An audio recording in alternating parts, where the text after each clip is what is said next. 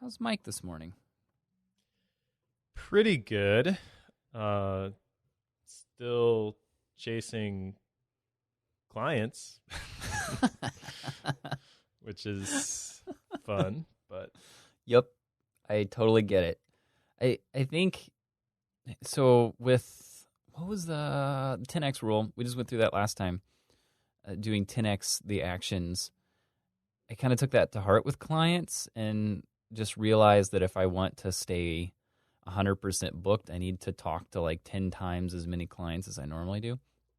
And that means you just have to learn how to deal with people who just don't get back to you. And no matter how many times I try to get people to respond when they're supposed to, they still insist on silence. Come on, people.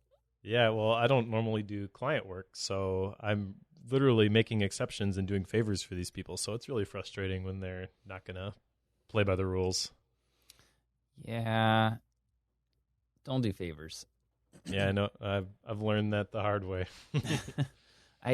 This is partially why anytime I do websites, or especially with like Discourse, I've been doing a decent amount of CSS theming and such for folks. And whenever I do that, I always put together a list of here are the things I'm going to change. And anything outside of that list is going to require a change request. In other words, you need to add to this and price will go up. And I make sure I get signatures on that before I ever touch anything. Otherwise, scope creep is a problem. Yep. Welcome to the world of clients, Mike. I'm just here temporarily. I'm just passing through. Just get me out of here, please. I guess I don't mind it. I guess I've just done it long enough at this point that I'm just used to that. Like people are not good about doing what they say they're going to do, which is frustrating, but you just have to learn that people aren't really reliable. They just don't follow through with what they tell you they're going to do. In most cases, that's my experience. So of the clients that I have conversations with and book things with, I want to say it's like 1 out of every probably 8 to 10 actually sign a piece of paper and submit the initial payment to get going, and we do something. Like it's 1 out of roughly 10. And that's just the way it works. Because you just can't count on them. Yeah, I'd much rather create things than just throw them on the internet. See, that's lame. I do it a lot, though, too. It's a lot easier. I'll say that. Actually, this morning before we recorded this, I did an interview with Chuck Joyner, who is the Mac Voices guy. He's doing the Road to Mac Stock series. Nice. And I'm presenting again this year on how to use your Mac to escape your email. There's a couple of features which, as we were developing the Escape Your Email course for Agent Efficiency, that are kind of key to an effective email management workflow, I would say. Things like being able to link back to the original message when you put something in a task manager. Like, I've done that for years, and I've completely relied on that feature for a long time, and it just kind of blew my mind when we had people that we presented those solutions to who were asking, like, well, how do you do that on a PC? And did some research, and it's like, you can't. Yeah. And I'm sure that there'll be people who will email in and say, well, you could actually do it this way. And maybe there are some hacks around that, but everything that I looked at, like, those URL schemes are not there. And it's just kind of makes me sad, but also, like, that's the angle of the talk. Obviously, it's MacStock Conference and Expo. So it's specifically using things like that and the VIP message alerts, stuff like that maybe you take for granted if you're in the Apple ecosystem, or at least as deep as we are. Yeah, absolutely. I know with PCs in general, because I had a bout when I wasn't allowed to use a Mac at all, which halfway killed me. Just going to say that. But whenever I did that, I recommend this to people on occasion too who are stuck in a Microsoft only world, is to just use Outlook and use the tasks structure inside of Outlook, because you can you can create tasks from emails that way. And if your task manager is built into the email thing anyway, it does work. But outside of that, I typically recommend people using Gmail if they don't have the system that you're talking about. If you're not using mail and such and using the URL structure in that, I always recommend people using Gmail. That's what I do, and I can always grab the links to emails that way too. But I hear you. If you're used to embedding links to your emails right in your task manager, once you get used to that, going back seems so ridiculous and absurd. Yeah, and not just tasks, but also like reference material. Basically, anything you want to keep. If I couldn't put a link to that thing and put it in another bucket, I would probably go crazy, because I don't keep things in folders. And we've talked on this podcast even about how when you put things in folders and you know exactly where something is, it still takes you longer to go find that thing than it does for searching for it. But I think that even in an email client, searching for something takes a lot longer than searching for something in like OmniFocus or Evernote, just because the additional, like in the task manager, you've got context, you've got projects, which you can kind of use to filter what you see. And in Evernote, you've got tags and notebooks and things like that, which just make it a lot easier and a lot more efficient to find those types of things when you need them. Like if I didn't have that, if someone were to put me in a PC only environment and say, okay, now you have to use Outlook for everything, I don't think I could do it, just because that's so ingrained in me. Like if I save an email, it's got to have the link back to the original message. Yeah. If it doesn't, I'm lost. I would spend more time building a web interface for OmniFocus than anything. Like, okay, I'm going to take the next 3 weekends, and this is all I'm going to do. You know, what's really interesting about do. that, by the way, is somebody asked the other day, can I use OmniFocus on an Android device? And officially the answer is no, but because OmniFocus, they even have a support article on their website, which addresses, there's a couple different Android applications which can sync with the OmniFocus database, and they'll pull in the same file formatting. The Omni group uses a very straightforward text-based file system, I guess, or syntax for interpreting all the information. Yeah. So you can actually build those things on top of that OmniFocus database if you really wanted to, and there are a couple companies that have done that. I believe one of them is Android Focus. So I think that's kind of cool, but also they obviously say explicitly in the support article that we don't support this. Like if something goes wrong with Android Focus, you contact that developer, not the Omni group, and we can change this at any time, and we don't have to tell this guy.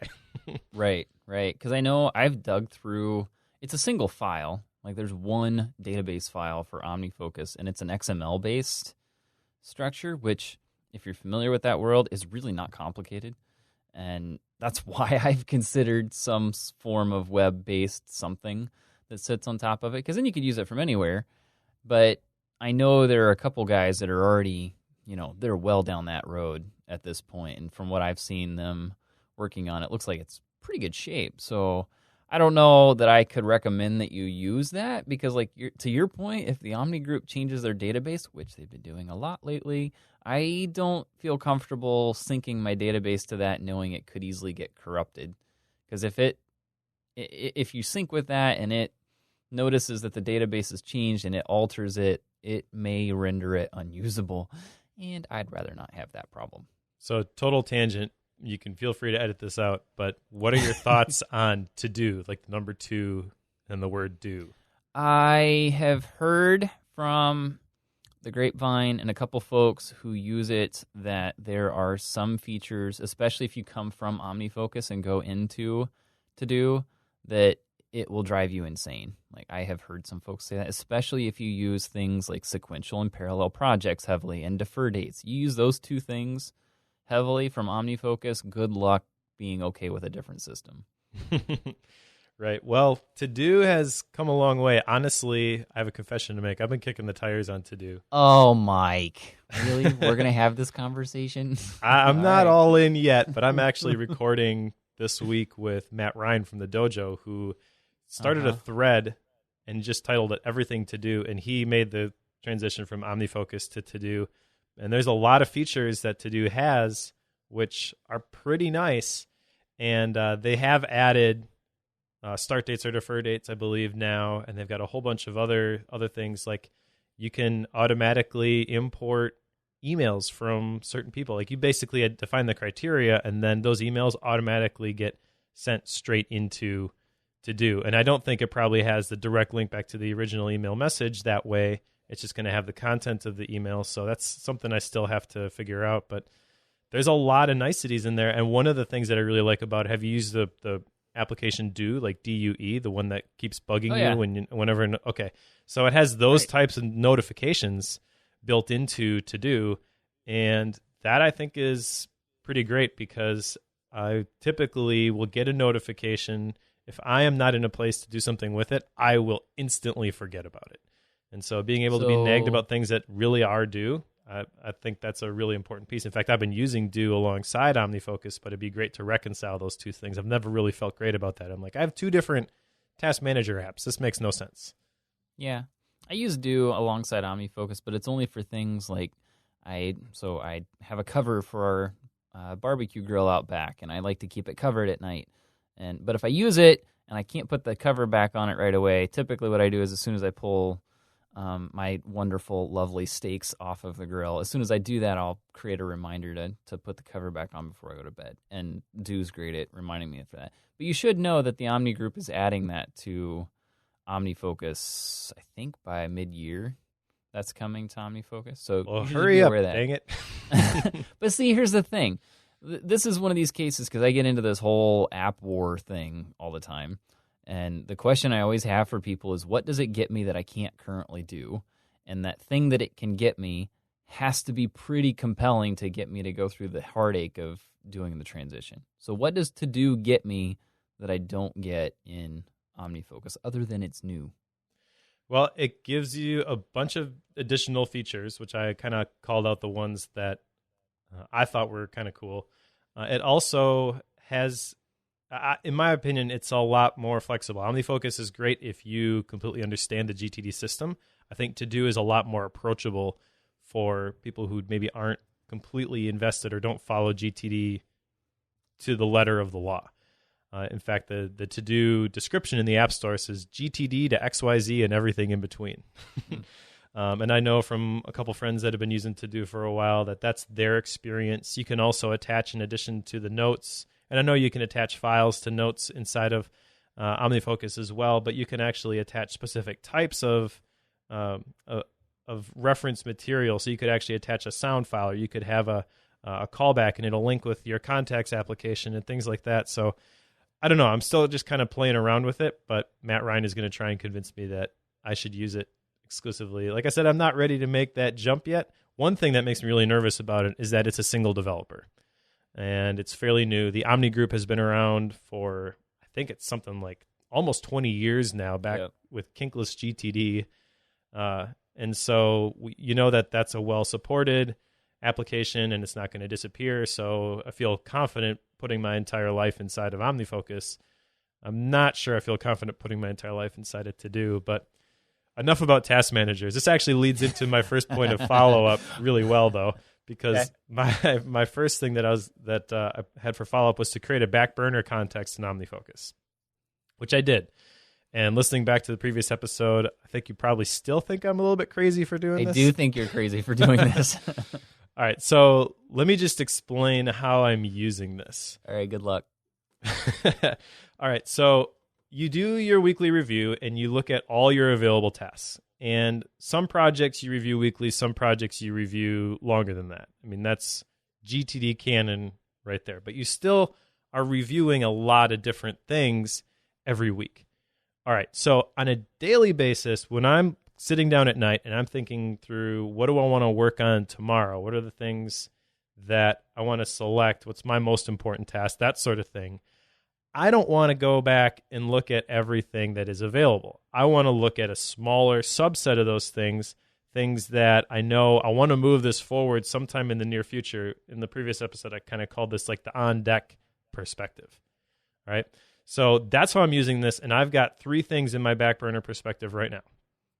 One of them is to set up ConvertKit. A while back, they had a deal where if you bought like lifetime access, you got a huge discount and a whole bunch of freebies. So I did it, but I haven't set it up yet on my blog because it's just not a high priority. But putting this in my back burner context, I now know that when I get done with something and I have a little bit of extra time, I can go take care of that. Another thing that's on the back burner context, something that I've been putting off, so these are things that I tend to procrastinate on, I guess, also, is the company BenQ sent me an LED lamp, which is, it's got like this big arcing light that you put over your computer monitor. And it's kind of cool. It's pretty expensive, and I'm not sure I would recommend it for anybody, but it definitely is nice, and there's certain use cases where it could be really great. So I said that I would write up a review after I had received the lamp and tested it for a while. I've been putting that off, so I put that in my back burner context. So those types of things are what I'm putting there, and really what it serves as is like, okay, I need to see quickly what are the things that are coming up on the horizon. This is, GTD's got like the 6 different horizons, and this isn't following exclusively the guidelines that they have for like the time periods. So this isn't like 6 months out per se. This is more like a week or 2 out. But I can quickly now look at my back burner context, and I can see these things. I can say, okay, I want to work on this, and then from there it goes into my standard workflow, which is I'll flag it when I am actually going to work on the thing. I'll change the context from back burner to the appropriate context. So if we were recording a podcast, for example, I would use the context of studio because I have to be in my studio in order to do that. But that's how I'm using it. Still think you're crazy. See, this sounds exactly like a someday maybe to me. It does, and that's exactly how I use someday maybes. This is purely preference, I think, but it sounds exactly like a project that you want to keep in your queue, but you don't have time right now, so you're going to put it off a little bit. So you put the project on hold, or you defer it for a week or something, and then you come back to it a week later and consider jumping into it at that point. That's what it sounds like to me. Kind of, except that really what I wanted to do was create 2 different versions of the someday maybe, where someday maybe like 5 years, 10 years from now, like the big life goals, the higher levels of the 6 horizons of GTD, that's how I use someday maybe. These are things that really are going to be someday maybe. The back burner context is these things are happening. They're happening sometime in the near future. It's just I don't necessarily even need to do these by a certain time. So these are the things that I want to look at and say, I'm not sure how to define this. Like if I have certain pockets of time within my week, these are the perfect candidates to fill those pockets of time. And honestly, that doesn't happen a lot, but it does happen often enough where I find myself sitting there and I'm like, well, what should I work on next? I'm done with my task list for the day, and I know that there's some other projects that I could really dig into. There's more videos I need to create for the product that we're going to release for Asian Efficiency, but maybe I don't feel like doing that. What are the things that I know if I'm honest with myself, they're rolling around in the back of my mind, and if I were to just dump those on like a huge someday maybe list, I know that they're gonna get stuck in there. So I want to have a place where like I'm gonna still look at the someday maybe list every week, but when I find that pocket of time and I need to put something, I need to work on something, and maybe it's not necessarily a professional task, maybe it's not a work-related task, so to speak. These are things like, set up ConvertKit. That's something from my blog. Blog is number 8 on my priority list. It's something that I never even think about on a day-to-day basis usually. But this has been one of those things like, oh yeah, I really need to do that. Every time I do the weekly review and I see this, I'm like, oh man, I need to find the time to do that. Well, just put it on the back burner context. And now if I get done an hour early today, I can look at my back burner context and say, what are the things that I can do right now to still move things forward? And I'll get that set up. So that's how I'm using it. I think this is a lot of just how you work. Because when you say, if I get done an hour early today, I could go work on one of these. I never get done an hour early. Never. Like, it's because there's so much I could do that I'm always looking at my context lists and pulling up where I'm at and working through those. To me, it sounds like your back burner is the equivalent to my someday maybe, and your someday maybe is equivalent to my Horizons goals. What do you use for Horizon goals then if you're using some days for Horizons? Well, therein lies another follow-up action. All right. Which is to review my goals daily. And Okay. This was more difficult than I anticipated because I know I have some short-term goals, the things that I want to do in the next couple of years. But what I did is I created an Evernote document that I can link to inside of Launch Center Pro. Launch Center Pro can create these shortcuts, and then you can use 3D Touch on an iOS device to go straight to a specific document from your home screen. So I have now a document or a note inside of Evernote with 6-month goals, 1 to 2 year goals, 3 to 5 year goals. And honestly, when I started writing these down, I had trouble thinking past those. And so this is a really good exercise for me, and it was really good to get these things in writing because I guess I've kind of fallen into the trap where I think about these things often enough where I'm like, well, I don't really need to write these down. But being forced to write them down showed me where all the holes were. Nice. Yeah, it still sounds ridiculous to me, but that's okay. Because to me, what you're saying is for your goals are your horizons, but your some days are your horizons. To me, that just sounds like a duplication, but that's me. Maybe. Really, the whole purpose of the Evernote document, though, is just to get to it quickly. And I suppose I could do the same thing inside of OmniFocus. I could create a context or perspective that just pulled in those goals. I haven't really dug into enough, I guess, how to define those things and break them down real cleanly into those different categories. I'm sure it's possible, though. I just prefer Evernote to do that. All right, don't get me on Evernote. We're already on this task management thing. Okay, tell me about speed reading. You were going to speed read a mindfulness book. Didn't speed read the mindfulness book. Started the mindfulness book. Okay. Did sign up for the speed reading course, though. And I've just been going through the introduction to it. It's a roughly, I don't know, maybe 7 or 8 hour course it looks like. And there's a bunch of exercises embedded in there as well. So maybe it'll even take longer than that. But yeah, I've been going through it. I'm almost done with the first of the 9 modules. And there's really no set, like, do this in this time period. I've got 90-day access to it. So I'll kind of keep poking around with this. But yeah, and by the way, the introductory module, the goal with speed reading that they define is not only to improve the speed, but also to improve the comprehension. So I don't have any measurable results for this yet. But when I read that, I'm like, aha, I'm totally validated. I can speed read a mindfulness book. All right. I'll give you that. I want to see your results on this before I even consider it because it sounds hokey to me. All right. Honestly, it sounds hokey to me too. But if I can get the results, then that's cool. Awesome. Okay. What else? All right. The last one, have a set time for most important tasks to be done. And I had put 10 a.m. here. I have failed miserably at this. I don't even have an excuse. But I will say that I think a better indication of this might be, or a better time for this might be 11 a.m. because that's when we have our daily call for Asian efficiency every day.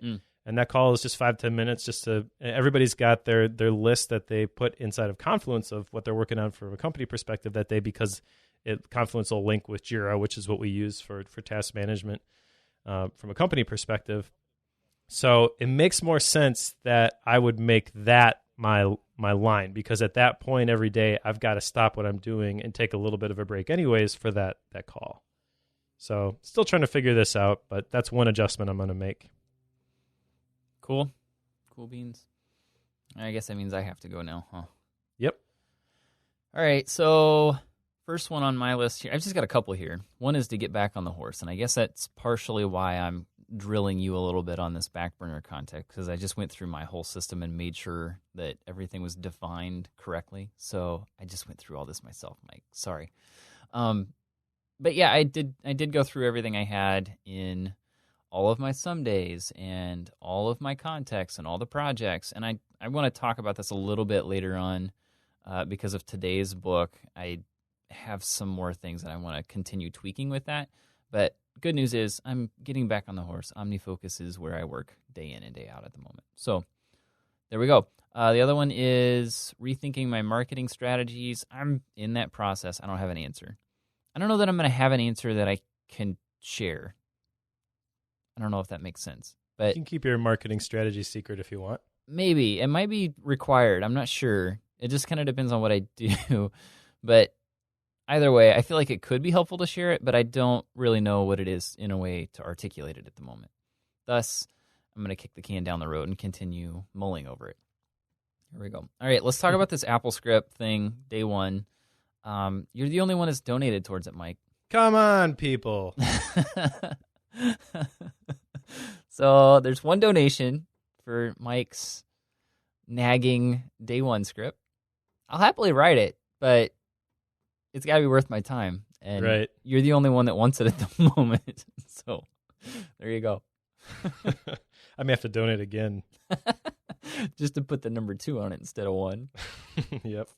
And I should be clear, like if we don't hit our goal and we decide to just quit trying on this, I will refund everybody on this. So it's not like it's throwing it into a black hole thing. So there you go. Think about all the Kickstarter projects that you people who are listening to this right now have funded in the past that you never got your reward. Maybe you spent $5, $10, $20, $100. You know, I backed a project 4 years ago and I still haven't received what I backed. This is so much better of an investment. Plus, Joel cranked this out in like 10 minutes and we can start being more productive. So this is my plea to the internet. Please go to the website and back this Apple script. Please, I beg you. All right. Are you done with your begging session? Yep, exit soapbox. Okay, so let's go on to today's book now that we're, 25 minutes into this or so. Rhinoceros Success by Scott Alexander. This is my choice. It's from Dave Ramsey's list of books, and you can definitely see that Dave Ramsey is a big fan of it since he wrote the foreword for it. And then, at least in my version of the book in print, Dave Ramsey's book, Entree Leadership, is got a full-page picture and promotion at the very back of this. So Dave Ramsey's a big fan of the book, for sure.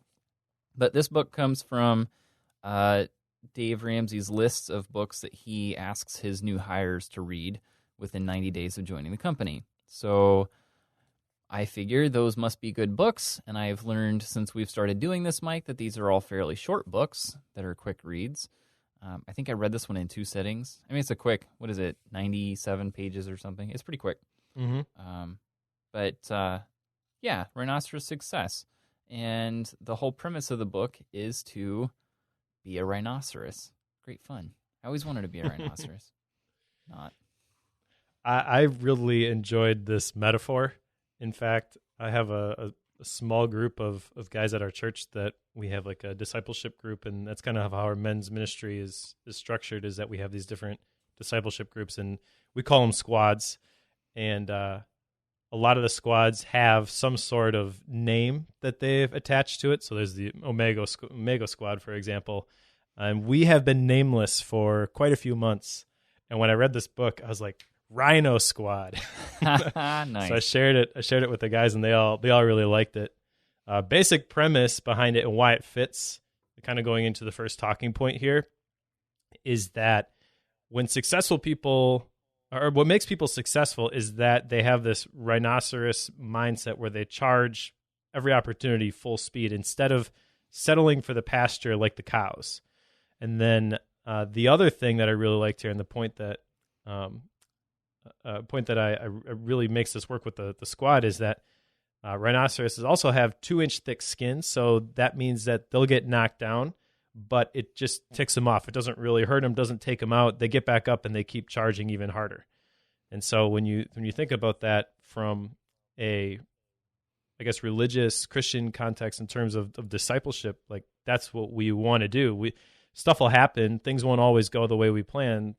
Negative consequences or negative circumstances will occur. But what do you do when that happens? Do you feel sorry for yourself? Do you sit and lick your wounds, or do you get back up and do you keep going? And that's kind of what our whole men's ministry, like the mantra has been lately, is like, just, keep going, keep growing. And so this just seemed like a perfect fit. And coming back to the difference between the cows and the rhinos, like that really hit home with me. And I don't know why. He obviously takes this animal analogy throughout the entire book, but it just seemed very very simple and straightforward and very approachable, very doable to make that mindset shift in the way that he presented it, from being a cow and just being okay with where you're at, never thinking about the future, just settling for whatever is placed before you, versus choosing to be a rhinoceros, choosing to look to the future, choosing to see those opportunities that honestly in everybody's life, those opportunities are there. And it's just the way he presented it, just seemed like all you have to do is start looking for them. All you have to do is make this one mindset shift. And once you start seeing these things, then obviously the second part of that is taking the action and charging those things.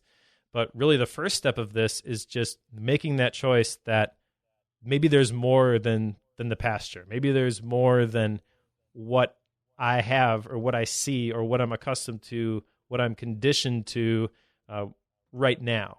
And I think that honestly is the most important takeaway from this book for a lot of people.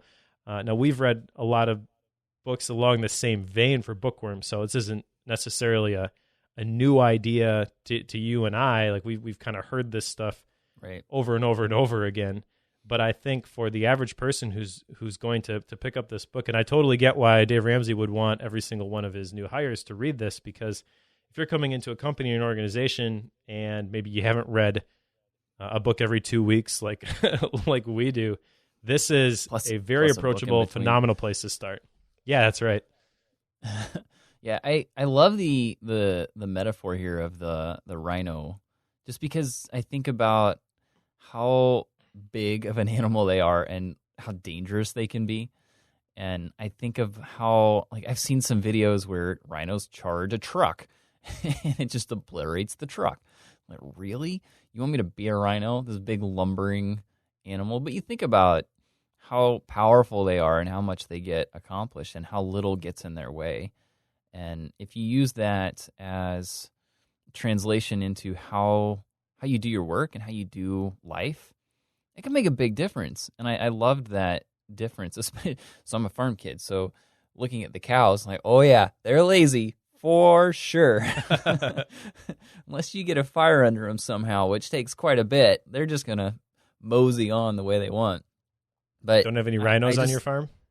No, not exactly. Though I did go to a buffalo farm once, and the buffalo metaphor would be a good one too. Those. Oh my gosh! Yeah, definitely. Don't set them off. Okay, I'm going to digress here a little bit. But if you're raising cattle, the general way to move cattle from one place to another, get behind them and push them where you want them to go. You don't do that with buffalo, because you really can't push them where you want them to go. They tend to turn, and they go off on the sides, and they don't really go straight away from the thing that's behind them. Instead, what you have to do is you have to lead them. But buffalo don't just mosey from place to place. They run, full speed from place to place. So think about that. I need to get in front of, say, 100 buffalo and lead them to the next pasture. But they're going to run full speed, and they run faster than me. All right. You got to be clever with how you pull that off. I've done it once. I'll never do it again. Yeah, there's a lot of analogies that could be made, or a lot of similarities between the buffalo and the rhinoceros, I believe, or I feel. I read I think it was Procrastinate on Purpose by Rory Vaden at one point, and he actually talks about buffalo and how they can sense a storm approaching. Mm-hmm. And what they'll do is they will literally charge right at the storm. And that's beneficial because if you just keep running through the storm, you'll actually get through the storm quicker than if you just stood in one place and just let it come at you. Mm. And so in a sense, they're charging the storm in that scenario. And that's obviously the big crux of what Scott Alexander is saying in this book is you have to charge those opportunities. But I think it's not just opportunities. It maybe also could be hardships and seasons that you have to go through. Winston Churchill said it this way: if you're going through hell, keep going. Yeah. And Scott Alexander talks about how the the difference here between a cow and a rhino is literally just what they believe. And he actually says that cows don't believe, so they don't try. So literally all it takes to switch from being a cow to being a rhino, or a buffalo if you prefer, is believing that you can do it. I think when I first when I read like the first chapter of this, I set it down, and my wife was sitting on the couch across from me, and I just told her, like, this book is silly. Like, this is just, this is ridiculous. It completely is. He wants me to be a rhinoceros. Like, literally, he wants me to be a rhinoceros. Like, that's exactly what he's getting at. But when you go through the whole thing and you start to notice all the nuances of how a rhinoceros lives and how they get through circumstances and get through difficulties or take on opportunities, it's full steam. It's not like you're going halfway or you're like, I think I'll just go 3/4 speed here and see how it turns out. I'm going to, to use one of the other books that we ooch our way into it. No, just go full steam. Like, that's the catch here, is that whenever you make a decision to go on something, go 100%. Like, charge as fast and hard as you can. And yes, you're going to have some bumps along the way, but he talks through some of that. And I think it's interesting to at least make the correlation. Yeah, definitely. And it really gets into the next point that you have on the outline here, the magnifying glass analogy, because you can't charge at something if your focus is really broad or if you keep changing directions. You have to have a focal point, one spot of intense focus that you are charging towards in order for this to work. Yeah, and I have this as an action item for us to talk through a little bit later, but just knowing how to focus. So I guess back up here for the listeners, the magnifying glass analogy, think about if you have a magnifying glass, it's a sunny day, and you hold it over, say, some sticks of some sort, that focused light, if you get it just right. Or an ant. We won't talk about that. If you keep it focused, you can start a fire. And you're not going to start a fire with a magnifying glass if you keep moving it or if you leave it at a broad focus. Like, you're just not going to do that. That's essentially what he's getting at here, is if you want to start a fire, you need to be laser focused on one thing and charge towards it full steam. Like, that's what he's getting at. But if you're spread out, if you're bouncing from thing to thing, and using something like a back burner context when you can't stick on one thing, if you're going to go around and round and round with some projects and such and not stick to one, you're not going to accomplish it. I mean, Sean Blanc was talking about this just the last time we recorded, with his focus on one project in his 6-week work period. He picks one thing, and that's all he works on for those 6 weeks. And I will guarantee you he's going to get a lot done on that project, potentially complete the whole thing in that 6 weeks' time, because it's 100% of what he's spending his time on. So he's going to start quite a fire with that magnifying glass doing that. So I love that analogy because it's very applicable to so many areas that I have in my life that I sometimes want to have 3 or 4 projects going at one time. That way, if one gets stalled, I have the other one to work on. But I think if I scaled back a little bit, I'd be able to accomplish more, because it comes back to how many times have we talked about multitasking, and that doesn't work out despite our desire to get it to work out. I think it can apply even at a larger level. Like when we think of multitasking, we think of, I've got 3 things I'm doing all right now, which you're not actually doing. You're just task switching really quickly. But I think you can do the same thing with projects. If you have too many projects going on, you find yourself switching back and forth. You may do one day, another the next day, a third the third day. Like, you may do that, but unless you're able to narrow it down and work on one at a time, like, if you can do that, I feel like it has to have the same effect. Like, you could still get a lot more done if you're charging towards one instead of trying to spread yourself thin. I'm rambling. I completely agree. The problem is that life is going to get in the way.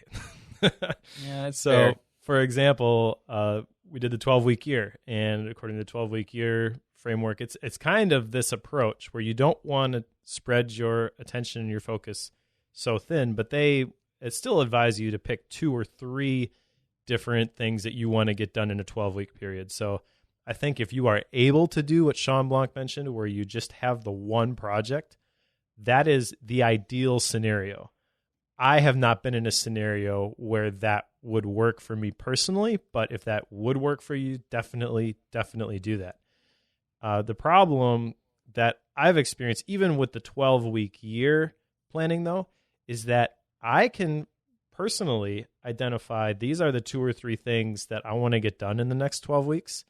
But there are other people around me who also are involved with different projects and things. And if I could just get everybody to all the time have everything documented of exactly where everything is and everything that they're feeling about a particular project, and I could just go look at this dashboard, that would be ideal, but that doesn't happen. And so things will happen and, we got to get this done. And what that means is that I have to be flexible and I have to shift my plans and I have to sometimes even alter the 2 or 3 big things that I've identified as I want to get done. That happened with me this last quarter because at the beginning of the quarter, we kind of redefined what this product that we were launching for Asian deficiency is going to look like. And the scope of it definitely increased. The results are going to be much better. The product is going to be much better because of the decisions that we made. But what that means is that one of my other big projects that I wanted to work on personally, I didn't have the time or the resources in order to do that. So my whole 12-week year kind of got thrown out the window in a sense because of changing work priorities. And it doesn't have to be work. It could be church. It could be any other team or organization that you are a part of. It could be something that happens in your family. And there's just too many inputs, I personally believe, to say like, okay, I'm going to write this down. This one thing is written in stone, but the principle definitely applies. And I'm definitely going to apply it as much as I can. And that's the great thing about a lot of the stuff that we talk about on this podcast is it's kind of presented as the ideal. I mean, the people who are writing these books, they're framing it in a way as like, all you need to do is this one secret thing. Just change this one thing and your life is going to be completely changed forever. And I get that from a marketing perspective, especially. They want to make those outrageous claims. But in reality, you don't, I guess, let's just mention the 10X rule, for example. If you were to apply that to the T, you might get 10X results. But even if you were not to apply it all the way, and this is maybe blasphemy with 10X specifically, but my point is that if you apply the principles and you take any action whatsoever, you are going to get increased results. Maybe you only get 5X results because you messed up and you didn't do it quite right, or you didn't have quite as much time to devote to this thing as you thought you did, or maybe you're not Gary Vaynerchuk and you do need more than 3 hours of sleep a night. You can still move the needle. And you can still move the needle significantly. If you were to 5X your productivity or your results, that's still considerably better than where you are right now. Right. And you're much, much further than you would have been if you just sat in the pasture like the cows. That's an important point. The whole, we've got different lifestyles and different ways of, like, take my business, for example. It's multifaceted. There's a lot of different things that I do, from consulting to web development to director of IT, searching for patents. I do a bunch of things that are just so drastically different that I end up being spread fairly thin across all of that. But I've figured out how to do the whole balance of recharge and breaks and such and go back and forth. So I'm really good at that. But the question that people sometimes ask me is, are you doing too many different ventures? And most of the time I'll tell you no. Every once in a while, if I'm in a weak moment, I'll tell you yes. But most of the time I'm going to tell you no, simply because I know that having multiple facets to my business is what gives me a lot of the creativity to do things uniquely and re-energizes me to do the others better. So if I'm spending a lot of time doing web development and I make that the one and only thing I do, then I would have to quit being director of IT. I'd have to stop doing the consulting stuff. I'd have to stop doing some of the patent searches that I do. Those things would have to be gone, but I rely on those to get breaks from writing code and to go have conversations with you, Mike, Like, I need those breaks and those separation points. So I'm okay with having multiple ventures going at one time. The question is, how many is too many? And where do you draw those lines? And can you create the balance on each one of them and with each other? I think you're right. I think it's subjective in each person. You have to have your own thought process on how to find the balance between them. You know, I work a lot of hours in a week, but I'm very good at balancing that with my family to make sure that I'm spending a lot of time with them as well. But people don't typically see that. They see me working 70 hours a week and wonder how and why. Like, that's just, it's the way that I like to live. It's the way that I like to do things. You know, you've got down here, design the life you want to live. I like to live that way. Like, that's the way I like things. And, you know, I can get a lot done. I love doing that. But I also know that creating the give and take between those different sectors is what gets me excited. So I'm going to keep doing them despite what people tell me to do. Yeah, and if you were to dig deeper, I would say there's a good chance that while you say like you like doing the podcast recording because it's a break from what you normally do, but there's probably some common threads between the different things that you have said yes to. At least that's my own experience, is that I have a lot of different projects and things that I do as well, but there's synergy between them all, and that's what provides the intrinsic motivation to keep going with these things. Mm-hmm. And yeah, like you said, design the life that you want. That's from page 23 in this particular book. And that's kind of where the goals come in, and it was kind of shocking when I went through that. Like, I really don't know exactly the life that I want, I guess, because I can't put it down on paper. And how many times have we talked about come up with your mission? I know. And there's probably a lot of people who listen to this who are in the same boat, by the way. So I would challenge you to do the same thing. They're screaming at you right now. And there's different aspects of this. Okay, so like I have a vision for the type of place I want to live, my perfect day, that sort of thing. But that's different than a 3 to 5 year goal necessarily. And that's not to say one approach is necessarily better than the other. You know, I have this vision of waking up in a house by the lake, sipping my coffee, looking over the sunrise, you know, going out, sitting on the dock while I'm doing my morning ritual sort of a thing. Okay, that's not a 3 to 5 year goal necessarily, but that's still, it accomplishes in a sense the same sort of purpose because it provides the why behind what I'm going to do on a daily basis. And you could also take this approach with like the 6 different horizons. It's the same goal from a GTD context. You want to think about where you want to be, you know, your life goals, and then from there keep breaking it down, keep breaking it down, keep breaking it down. Ultimately, what you want to get down to is why are you doing what you have agreed to do on a daily basis? So coming back to designing the life that you want to live, I think that synergy is a very important piece to it. If you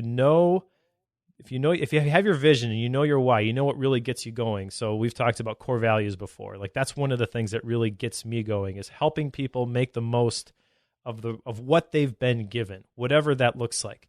So that means that the work that I do at Asian Efficiency, that fulfills that vision, that the why behind the productivity things that I do at Asian Efficiency, that drives that, because I am creating content that is going to help people solve problems that they have so that they can create more time to spend with the people that they really want to be with, making time for the things that are important. Same thing with the work I do. Like I do video modules for screencasts online. I write occasionally for this Sweet Setup. We do Bookworm. The goal with all of these things is to help people create more margin in their life so that they can take advantage and charge at those opportunities that are there, but they just don't even see them because they're head down in the day-to-day stuff. And I just got to get through this thing. I just got to do this next task. I just got to finish this project. I just got to meet this next deadline. And if you never look up, you'll miss all those opportunities and you will never get to the life that you want to live. Got you excited. I know that for me, something that I absolutely love to do is learn. This is partly why I love reading books and partly why I have so many different ventures that I get involved with, because I love learning about new sectors, new technologies, new ways of doing things, but I also love learning how and why people do what they do. And if you look at all the different little aspects of my work or just having conversations, even when I'm not at work, just in general, I just love I love learning and gaining knowledge about how things operate and how people operate. So taking that's where I step into a quote that he had in here, which was who was it by? Jim Rohn. Don't let your learning lead to knowledge, let your learning lead to action. Yep. And I love learning, but I love getting things done with it and helping. I like using it to do things, which is where the coding and things come in, because it's knowledge that I have that not a lot of people have, despite how many schools think they can give it to you. But I think that applies, it's probably a bit of a jab there. Anyway, I think that applies a lot to Bookworm and what it is that we do here. We love to learn and pick up knowledge about a specific concept, a specific idea through an author's lens in a book that they've written. And we always do our action items, and we try the best we can to be accountable to those. And that in and of itself is the main purpose of Bookworm. Let's take some knowledge, let's go through a book, dissect it, and determine what we're going to do about it. Don't just sit on it, do something about it. Thus, Bookworm. Yeah, in fact, on page 20, he says, we become the product of three things: the people we associate with, the books we read, and the media we listen to. And I'm like, oh, Bookworm checks all three of those boxes. Check. Go Bookworm. Yeah, so the next point on here is one that I put on, and that is choose to become the happiest rhino. And this is a very simple... It just amazes me how many times we have things like this, or you could just do this. All you have to do is choose it. There's more to that than we realize. Your mindset makes a big difference. Oh my gosh. Yeah, it's probably the most important decision that you can make is your mindset or your attitude and how you're going to approach the different things that are going to happen to you throughout the day. And it's important because you can't control what happens to you, but you can control what you do with what happens to you or how you feel about what happens to you. And if you were to go back and study pretty much anybody who survived the World War II concentration camps, like Viktor Frankl, for example, this is a guy who wrote Man's Search for Meaning, and his job in the concentration camps was to remove the bodies from the gas chambers. I mean, the worst circumstances you can possibly think of. He's got to remove the bodies of loved ones who have been exterminated. But he actually said something, and I'm probably going to mess up the quote, but he said something along the lines of everything can be taken in man except for your attitude, and that makes all the difference. And I've seen different documentaries and stories from other people who have survived those World War II concentration camps, and they're all just super happy, super bubbly people who they all say the same thing. They're like, I refuse to let the Nazis control my attitude. I refuse to give them that. And we give that to people and things all the time. We make that decision every single day. When something doesn't go exactly the way that we want it to, we get negative and we get pessimistic, and it makes everything so much harder. So this quote here, choose to become the happiest rhino, when I read that, it jumped out at me because it's that's a very simple decision that is totally within your control every single day. But what I liked about this section is that he also gives some practical tips for how to maintain that. So he's got a logical progression here, and he's got a actually pretty ridiculous looking picture of a rhinoceros all dressed up. He says, look good and you will feel good and you will charge. When you charge, you will succeed. And when you succeed, you will feel good. And at that point, it is now cyclical. And a lot of things in life are cyclical like that. We don't even realize it, but we're the product of our choices. We're who we are, who we will become is determined by the things that we do daily, our daily routine, our rituals. And so what he's saying here is that there is there's a cycle here that is associated with being successful. Success is something that is approachable by anybody. And in fact, he says, on page 12, he says success is there for anyone who will get off their butt and charge it down. But he said it somewhere else. I'm trying to find the exact quote. Oh, page 45. There is absolutely not one bona fide, genuine excuse for not being super successful. But the trigger here between getting stuck in a negative cycle or making the transition into a positive cycle is that decision about your attitude and choosing to be the happiest rhino, regardless of your specific circumstances. I think there's a lot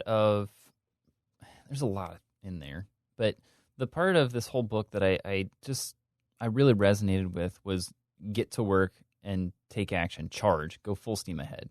Mm-hmm. Like I've said that a few times in this podcast. It's probably a bit redundant, but I really resonated with that because there's so many times when I get up in the morning, Mike, and I'm just like, I don't want to do a whole lot. Like, okay, I've got my list. I'll work through it, but I'm going to meander my way through it and cherry pick the ones I like and go through them, and I'll be okay with that.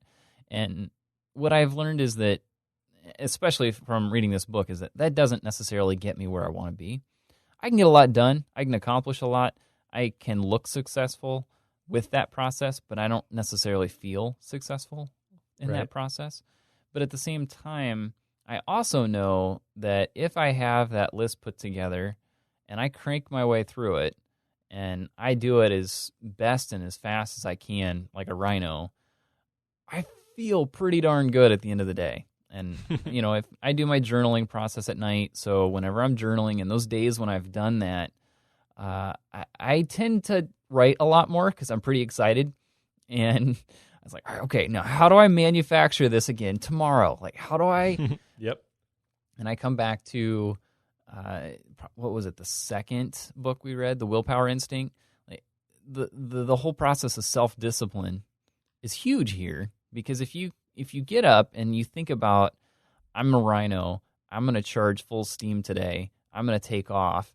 And if that's your mindset from the moment you get up, and he talks about this time and time again, the moment the alarm goes off, you need to bounce out of bed and charge, like immediately. Like, there's a lot to that. Like, that's not easy to do, but if you can pull off that one step, it sets off the day to be a kind of a flurry of things to get done. At least for me, it does. And it's that process. I did it a couple times this past week just because I wanted to try it. And it can have a pretty big impact.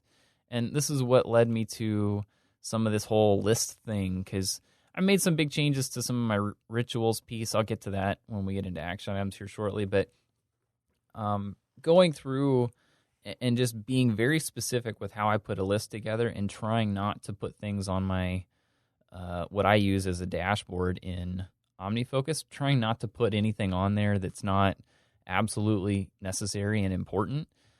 And then cranking my way through it and then going to my contexts instead of working off of like a today list. Like, that has been pretty big for me because I get a lot more done. Honestly, the fewer MITs, the most important tasks I put on that list, the more I get done, which is odd. But I think it has more to do with I have fewer on my I have to get this done list. And I crank through it crazy fast, which gets me excited, and then I can move on to all the other lists and crank through those as well. So it's a way of, to come back to your cyclical process. It's a cycle of the more I get done, the more I want to get done. And this process of being a rhino and trying to have that mindset from the moment your alarm goes off in the morning, to me, that's a great way to kick the dust and get rolling for the day and create that whole flow process that Mahali is always telling us about. Eventually we're going to have to read his book. I know. Or is it research papers that he writes? I don't know. I feel like I haven't seen a book title for him for some reason. Probably both. I believe he's got a book called Flow. Okay, maybe that's where it comes from. Which would be very appropriate for a bookworm. Given he's like borderline mascot for us. Yeah, there's a phrase that Scott Alexander uses in here to describe what you were just talking about. He says, "Go full rhino," which I like. Yeah. But he uses it in the context of page 56, go full rhino in 6 areas of your life: financial, work, family, physical, social, and spiritual. So it's kind of the whole wheel of life idea, if you're familiar with that exercise, where you kind of rank where you're at in these different categories. But I think that there's some context missing in this specific book that we get because we've gone through books like the 12-Week Year, where we know that you can't go full rhino in all of these different areas at the exact same time. Because if you were to go full rhino in one area where you want to improve, And then the moment that you try to go full rhino in all of these other areas as well, you've just lost all your momentum in a specific direction. So I get what he's saying. I know why that kind of stuff isn't in here, because this is kind of like the personal MBA, where this is a topic that you could really dive deep in, just like the 12-week year guys did. But he's just trying to condense it into the 80-20 in a couple of pages. But I think it's really important to call out, if you're listening to this episode, that you can't try to do everything exactly like he frames it on page 56. You have to pick just a couple of these to focus on, or you will sabotage all the momentum that you may be able to make. And so the Wheel of Life exercise, really the idea is that you identify, you rank where you think you're at on a scale of 1 to 10 in these different areas, and then you focus on the lowest one. You try to bring that one up. And the reason that you focus on the lowest one is that that's the one where there's the most room for growth. And so that's the one where as soon as you start paying attention to it, you're going to get the highest return on your investment of your energy, your attention, your focus, your willpower. If you are already going to the gym 5 days a week and you're running 5 miles every day, then saying, well, I'm going to lose 10 pounds, that's going to require a very significant amount of effort above what you're already putting in. But if you're focusing on, if you haven't gone to the gym in months and you say, well, I'm just going to go to the gym a couple times a week and I'm just going to walk on the treadmill, you will see instant results if that particular area, is a 4 instead of a 9, and you're trying to take it to the next level. This comes back to the magnifying glass. You can't charge in 6 different directions at one time. You can't do it. You got to focus on one and run with that. Now, something he does point out is that whenever you go full rhino and you start charging, you're going to have problems. Things will break. People will get angry. It will happen. But this is where the 2-inch thick skin comes in, because you're going to have a problem. Something's going to come up. Someone's going to get angry. But if you're running full speed and you've got that 2-inch thick skin, what could seem like a very big problem to a cow, lazy old cow in a field, is a non-issue for a rhino, because you're much bigger. You're 6,000 pounds. You're not 2,000 pounds. You're bigger, and you've got more toughness into you. But he does point out that those problems are a good sign, because it means that you're making headway. I see this quite a bit with some of the development stuff I do, especially if it's my own project. I always get the haters and the trolls who are angry and upset with what I'm doing. And I have found that if I continue running full speed, that I tend to just ignore those, run with them, continue building the thing, and time it's all said and done, it's way better than what they thought it was going to be. So if I were to pause, stop charging, and listen to that, then most of the time I'm either going to delay the release of it. It'll be a different product, not as good as it could have been, and you end up with something that's subpar versus what you would have had. Whereas if you go full rhino, you go full steam ahead and you charge and you go towards your goal, those don't even become a consideration. They're just a second, they're a second tier nuisance. It's a fly trying to stop a rhino running at 100 miles an hour. Yeah, and the bigger the goal or objective that you have, the bigger the vision, the more problems are going to arise, and that's why I put on the outline, problems are a good sign. Because he says, back on page 16, he says, think big. Rhinos don't charge at jackrabbits. Atom bombs are not used for the 4th of July, and the energy of Niagara Falls is not used for taking a shower. But with any big project... Those are some good visuals. Yeah, I know. Which is kind of why I like that quote. But with any big project, you're going to have these difficulties that you're going to have to overcome. I actually have a friend here in Appleton where he's working on this big project. He's trying to have an office complex and a co-working space and a startup accelerator, like all in the same space, which in the Midwest in general, but in Appleton particularly, it's not a huge area. That's kind of unheard of. I mean, there's enough of a startup community here where it could work, but he's the one who's kind of spearheading this thing and driving it forward, and he's meeting with the developers and he's meeting with the city, and every single meeting he was telling me they're basically saying, nope, this project isn't going to work because of this. And he said that at first it kind of bothered him, but at this point he's just kind of understood that it's part of the process. When they say, nope, not going to work, that's just an obstacle that you have to overcome. And with the developers that he's working with, the same sort of thing. They're like, oh, don't feel bad. This is all part of the process. You just keep overcoming the next hurdle and the next hurdle and the next hurdle and the next hurdle until eventually there are no more hurdles. Yep. And so that's what that's how I view this, like going full rhino. It's almost like you were saying, that it's a second degree nuisance. It's flies on your skin that you're just swatting away with your tail or whatever. They don't really have any ability to throw you off course or to get you to stop. But a lot of times we let them because we lose our focus and we don't keep charging. Like he's talking about. And there's another quote in here which I liked. There are a lot of really, really good quotes in here. I'm trying to find this one now. It's a very quotable book I found. Yeah, definitely. Dr. Robert Schuller said, "It is better to attempt something great and fail than to attempt nothing and to succeed." And that's kind of what you're talking about with the projects. Like specifically from an internet marketing business standpoint, you can settle very easily. You can say, well, these videos that I created or this thing that I wrote, this is good enough. I'm just going to ship this. I'm just going to get that out there. And there's a lot of value in that. I totally understand that. When it came to my book, I wrote it in, I think, 8 months. And the last 2 months, all I did was revise things that I had written over and over and over and over and over again. It eventually got to the point where it's like, this is not producing any additional value. I just need to ship this thing. And once I get it out there, then I'll be okay with whatever's out there.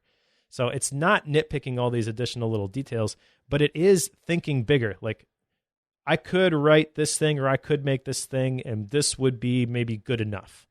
This is going to be average. This is comparable to what other people are doing in the industry. I mean, you can apply it to just about any context that you want.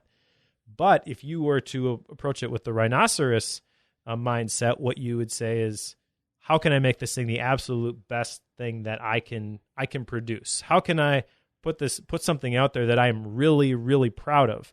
And when you have that mindset, and that's kind of the approach that happened and through my 12-week year off this first quarter, is we took that approach with the product that we're developing for agent efficiency, where it's like, well, yeah, initially we were going to do this and we could do that. That would be easy, but this would be a much, much better product and it would help a lot more people. It would solve a lot more needs if we did this instead. And yeah, it's more effort. Yeah, it's going to be more money, but it's worth it because we want to put something out there that is really going to provide solutions for people. We don't want to just throw a product out there so that we can make more money. Now, obviously, the money and the financial aspect of it, that's essential to any business, but I really like the Walt Disney mindset there, where I believe he said that we don't make movies to make more money. We make money so we can make more movies. I think it's an important point because there's so much of what we do where, like use the analogy we were talking about earlier with the flies on a rhino. If you're charging full steam ahead, the flies don't have a chance to land on you. Like you don't even have the opportunity for those things to bug you at all. Like you have those issues and they become something somewhat of a nuisance when you're sitting still not doing anything, when you're just grazing around the field like a cow. Like how many cows, now most people probably don't get close enough to cows in a field to know this, but if you go stand next to some cows, if they'll let you in a field, you'll notice they got flies all over them. Like they're just always trying to get in their eyes, trying to get up their nose, they're swatting them with their tail. But if you're a rhino and you're running and you're charging, they can't land on you. They can't even keep up with you. So of course they're not going to land on you and become a nuisance. You may bump into some brush here and there. It may try to scratch you, but that's minor in comparison to if you ran into a brick wall. Like that would hurt. But those are a good sign in general because you know that you're at least headed in the right direction. What's your? Got a thing? He calls them landmarks of progress, and he also says on page 66 that when cows call you stupid or foolish, and when sheep tell you that you're going to regret something, you know that you're on the right track. Keep charging. So that could be a landmark of progress as well. And sometimes that is the problem, is that people are constantly telling you you're not good enough, you can't do it. But what you have to do is you have to resolve internally that, yes, I am good enough, I can do this. And that's really the theme of the last several books that we've done on Bookworm, is that success is out there. It's not exclusive to any person or group of people, all you have to do is go take it. And if you believe that you can, you can. And so, I mean, I guess the takeaway there is that it is also very important who you surround yourself with. Who are you allowing to speak into your life?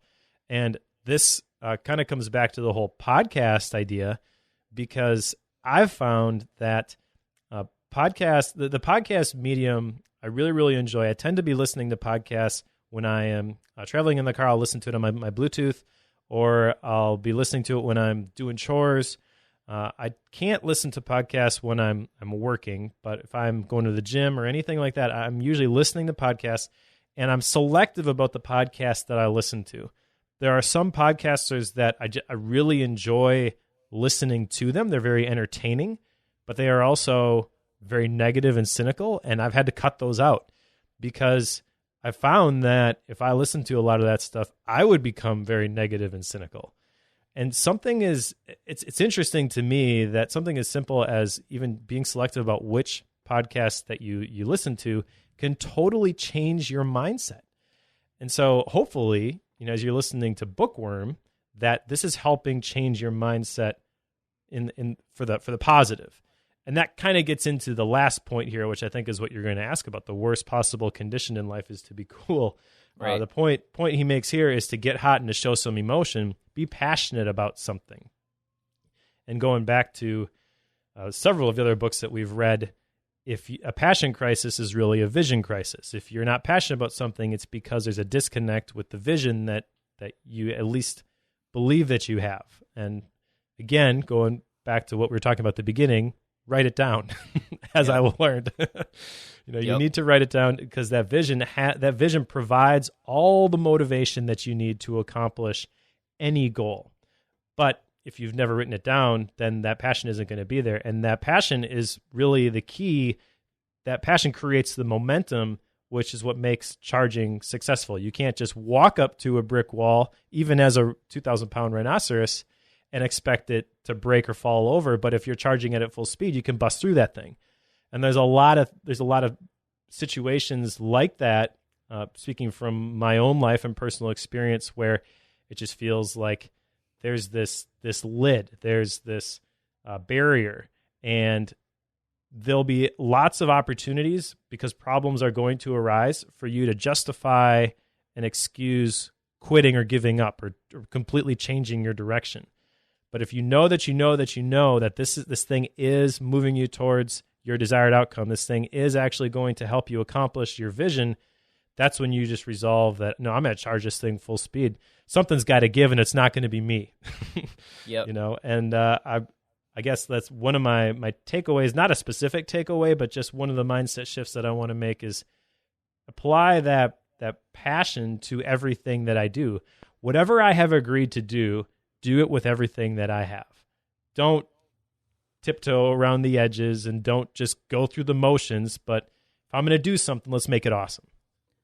There's a quote on page 21 that I wrote down that I really resonated with, because there's so many times that we tend to want to create a life that is perfect. Like, as humans, we like to get away from all the negative stuff in our lives, and we want to just have it to be easy. I don't have to do any work. Things just come and go easily.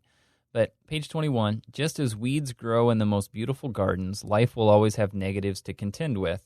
And I love that, because, one, we have a lot of gardens in our yard, and there are always weeds in those gardens, and we're always picking them out. You always keep an eye out for them, try to clean things up. You do some things to try to mitigate them coming in the first place, but you're always going to have a few that you need to deal with, and some of them creep up on you and become bigger than you want before you have to pick them out, and sometimes they're just small and you can get them when they're little, and again, sometimes you can prevent them from coming at all. But I like that whole analogy there, because it's a way to see, even if I'm charging as a rhino, there's still going to be some things that try to slow me down, some things that try to get in my way, and you're going to have to deal with those. That's life. There's going to be negatives. You need to learn how to have relationships, how to have the people skills to communicate with other people. You're going to have to learn that stuff, and it's something that you're not going to be able to get away with if you want to have a fulfilling life. So I love the quote. I'm done. I quit ranting on it now. So should we get into action items? Yeah, let's jump in. All right. So I've got 3 specific action items. The first one, he talks in the book about the power of affirmations. And this is not the first time that I have heard this, and it is not the first time that I have said that I'm going to do this, but it is the first time I believe that I've thrown it out on the internet. So hopefully you can hold me accountable to this. But I want to create a list of affirmations that I read through as part of my daily routine. So these are specifically framed as things that I want to have accomplished in the future. But the key to these affirmations is that they have to be written in past tense, like I have already achieved them. And kind of the belief behind this, if you were to dig into it, is that saying these things out loud will create the confidence and the belief internally that, yes, I can do these things. And then, obviously, like we talked about in this book, the belief is the key between making the mindset shift from a cow to a rhino. And so that's what allows you to charge and actually accomplish these things. So I think this is a very strategic and very, very important thing that I need to add to my morning routine is the affirmations. I think we were talking about how negative pieces can affect your mindset earlier. And I think this is a good way to do like the positive side of that. Something I do in the morning is avoid Twitter at all costs. Yep. I'm a fan of Twitter, but good night, there's a lot of negative stuff out there. And that's not a way I like to start my day. Yep, definitely. Second action item, he mentions in this book, another book called The Richest Man in Babylon, which I've heard of this book. This is like the 3rd or 4th time. So I've heard about it enough where there's got to be something to this. And so I want to read that. In fact, that's probably going to be my gap book. Nice. Third one is carry $100. And so the point that he makes in the book is that if you had a $100 bill and you put it in your wallet, just knowing that that is in your wallet, having that $100 bill provides a sense of power and authority, which will help you follow through on and taking massive action on your goals. And so this is kind of an experiment, I guess, but it makes sense to me. I like the idea, and it's a pretty simple thing to do. I should have cash with me anyways, just in case. I mean, it's not that big a deal anymore, but every once in a while, we live in the Midwest, so you're in some small town, and you never know if they have a credit card reader. Right. Definitely not going to support, Apple Pay in the middle of Hodunk Town, Wisconsin, with population 100. So yeah, exactly. So there's a practical application of this as well. Yep, makes sense. I've carried a 50 around for quite a while, just to have just for emergency stuff. But when I read his thing about the $100, like, oh, that makes sense. I carry half of that, but I don't know that I'll bump it, but I like the concept. So for mine, I've alluded to a couple of these already. But one I want to try to do, and I've started working on this in OmniFocus already, but I want to start focusing on one main project per area of responsibility. So, taking care of myself, being a good father, being a good husband. I want to focus on one project per each one of those, which is fairly easy to do until I hit that work area of responsibility. That one gets tricky. So what I've done there is I've broken it out into the different ventures that I get into, and I'm trying, not necessarily successful at this, but this is why it's on the list, but I want to try to get to where within those ventures I've got one main project that I'm working on. And sometimes they're, building websites may be one focus, but trying to stick to one or maybe two at a time. So that's my goal, is to try to get those focused as much as I can, because I've got a lot of little projects that I want to keep doing, but they really need to be put on hold until I've got time for them. So I need to just be honest with myself. Another one I've got on here is rework my rituals. So I've gone through both my morning and evening rituals and just cleaned them up. And I've got checklists for each of those, thanks to the checklist manifesto. And I run through those every morning and night. And those have been extremely helpful. But because I fell off the bandwagon, I wasn't following them, Mike. Sorry. But I've gotten back on that bandwagon and I'm running through them, but I'm in the process of slowly making those better and more accurate so that I'll follow them. So going through that process. And finally, Rhinoceros reminders. He mentioned this, was it towards the beginning? Towards the end, maybe both, about getting pictures of rhinos and just having like figurines and stuff around the house and putting these little reminders to be a rhino. And I found myself cruising Amazon earlier this morning for rhino. That was fun. There's some weird stuff out there, but I bought one of those already. Did you? Actually, going back to the beginning of the episode, talking about how we've applied this to our discipleship group at church, I actually bought one for every guy in my discipleship squad. Nice, nice. So that's what I want to do. I want to pick up some rhinos and have them sitting around.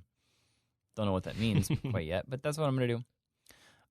Author's style, it's very action oriented. I told you early on that it felt a bit silly at first, and then I realized this isn't necessarily one to get super serious about, and I was very grateful for, at least in my version of the book, it had Dave Ramsey's foreword in it, and Scott confesses that it's a bit of a silly book in that, and I thought that was helpful. It kind of set the stage for how to see the book before you get into it, which is why I always read those, even though some people always say, you shouldn't read that. Like, no, it helps set the stage. So I always recommend people read those. But once I got past the whole, this is kind of silly, I realized this is purely motivational. This is purely here, like it's not to say anything very technical or to say do this or do that. It's not designed to give you exacts. It's designed to get you excited. And if you come at it that way, absolutely loved it. So that's my view. But yeah, he's very action-oriented, and I loved the way he wrote it. It was very approachable, and it was a good read. I enjoyed reading it. So what do you rate it? I put it at a 4.5. Only because like I'm you were reserving. going to go 4.5. Yeah, I reserve the 5s for like this is absolutely life changing. We've talked about that before, so it's not quite to that level, but I loved it. So 4.5. Yeah. So if you've listened to this episode up until now, you probably think that I am completely sold on this being a 5-star book because of how positively I've talked about it. But there are a couple things that I don't like about the book. Number one, it is ridiculous. And they do say that at the beginning, but it's an entertaining read. And because of that, I've recommended it to several people, but it really isn't as impactful to me as something like the 10X rule, which we just did. And so that's one thing I had against it. The length also is not enough to really dive deep into some of these topics. Now, like I said, we've read enough books where those other books kind of filled in the gaps with this particular book. But when I am approaching this from a rating standpoint, I'm trying to view it in isolation. And I feel like there's a lot of things that he says in here that could actually open up a lot more questions than they do provide answers. So wasn't a big fan of that. It is very action-oriented, like you said. It is very inspirational. It definitely accomplishes its goal. I just think that from a bookworm perspective, which happens, I guess, maybe not an official bookworm perspective, but my own personal approach to bookworm or productivity perspective, this is very inspirational. It's very entertaining. It's very easy to read, but it doesn't provide a system or a framework necessarily to help you achieve these things. It's more to get you excited and get you moving. And so there's value in that, but not as much value as some of the other stuff that we've read. So I'm not saying that it's not a good book, but just the nature of the content and the approach, and the fact that it's more entertaining, inspirational than it is, these are the things that you do to achieve these results necessarily. I'm going to rate it a 4.0. I think it's interesting because that's the exact reason I rated it where I was so excited about it. It's because it wasn't a system and it wasn't telling me exactly what to do.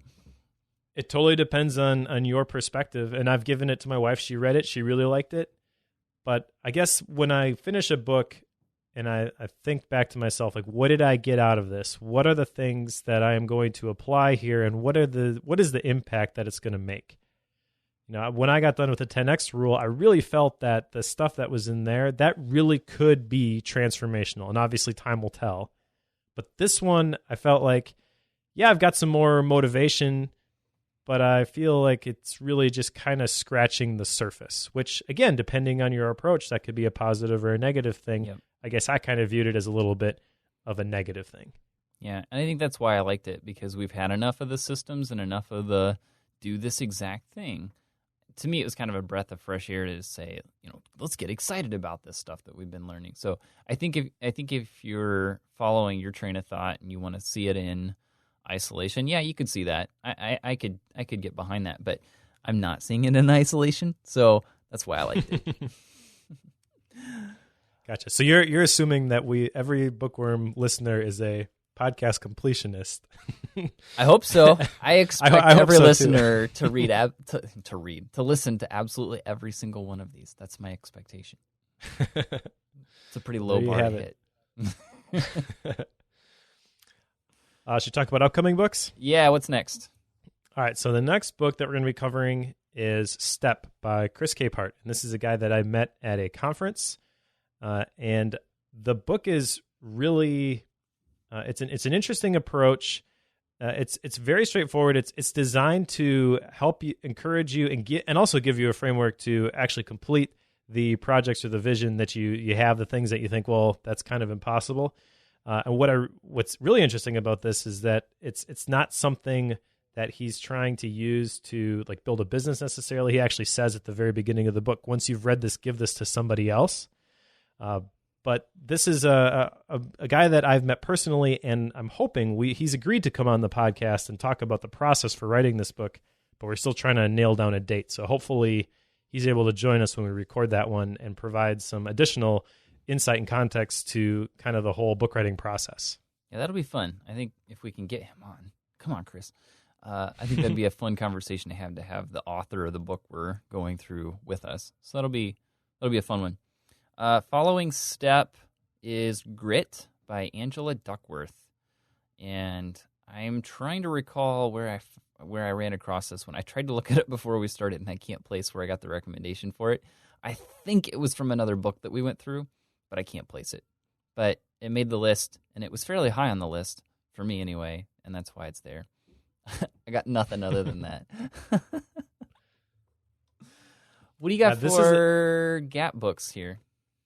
I mentioned the Richest Man in Babylon. Oh, right. I also just ordered one because I was listening to actually another Dave Ramsey resource, the Leadership Momentum podcast, and they had Craig Rochelle on there recently, who is the pastor at Life Church.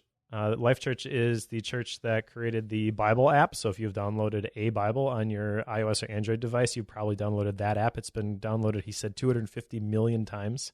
Wow. And he's got a book called Divine Direction, which is 7 small decisions that will change your life. I haven't started it yet, but looks very interesting. And I respect Craig Rochelle a lot, so looking forward to jumping into that one. Nice. I'm going through kind of I don't know if you'd call it philosophical. I don't know. Inside the Criminal Mind is what I'm going through. My wife read this one and was fascinated by understanding the mindset of a criminal. I was a bit nervous when she picked this up because, like, are you planning to like knock me off? Like, what are you, what are you planning here? But she was very intrigued by it and felt that it lent a lens into the mind of people who are criminals, and it did a very good job. So she recommended it to me, so here I am reading it. Nice. And if you are listening to the podcast and you have a book recommendation, you can actually submit that. And we've got a growing list of recommendations, including Anti-Fragile, which is another one that has been on my list for a really long time. So I'll probably pick that one at some point pretty soon. Some classics like The 7 Habits of Highly Effective People, Sapiens, The Power of Habit. But if you have any suggestions for books that you'd like to hear us discuss on Bookworm, we would love that if you would recommend those. And you can do that by going to bookworm.fm/list. And right at the top of the page there's a button to recommend a book. You can also see links to all of the books that we have covered so far, as well as, in addition to the links to the episodes, links to the books themselves in Amazon. So if you heard an episode and you think that a book sounds interesting, like maybe you're listening to this episode and you'd like to actually buy Rhinoceros Success, you can do that directly from that page. And there are a few ways that you can interact with us on a lot of this stuff. There's, like, if you want to leave feedback for us, 2 ways you can do that. One is to go to iTunes and leave a review, leave some comments there, let us know what you think about the show. Another way to engage with it is over on my site, discussion.joebulig.com. We've been having some conversations about some of these episodes, and they're interesting, especially the one on the Checklist Manifesto. It's been kind of an ongoing conversation over there, so that's been kind of fun. Another way that you can support the show, again, leaving the review goes a long ways. It helps other people find out about Bookworm and promotes it. But we haven't really talked about this, but if you want to support the show in a financial way of any kind to help support our work, just go to the show notes, click on one of the links for one of the books. Those are affiliate links, so that's a way to help us get a little bit of a kickback in the process to keep producing the show. And also, while you're there, go and donate to Joe's Day One Apple script so that we Mike don't wants have his to. Script. Yes. But thank you all for listening, and we will talk to you next time.